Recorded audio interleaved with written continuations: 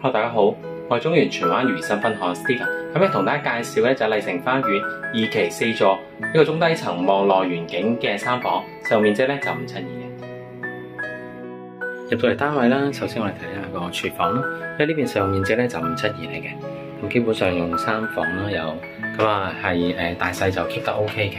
係啦，咁業主有做過部分裝修啦，咁你基本上見到就唔係一手最舊式嘅，係啦，咁啊572咧係日字廳嚟嘅，咁啊通常右手邊就係飯廳啦，咁跟住咧左手邊就會係客廳嘅，咁你見到望翻去咧就內園景啦，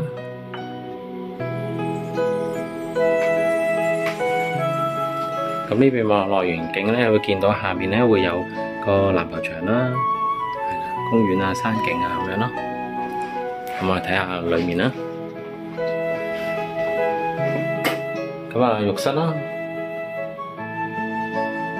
咁業主主要係放賣嘅，係啦，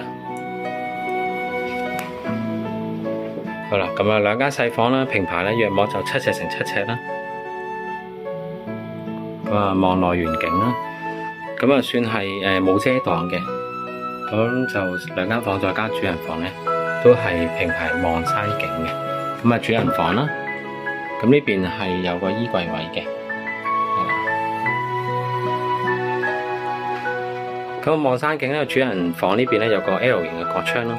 咁啊望翻去自己個內園景啦，同埋山景嘅，係啦，大家聯絡我 Steven 啦，多謝。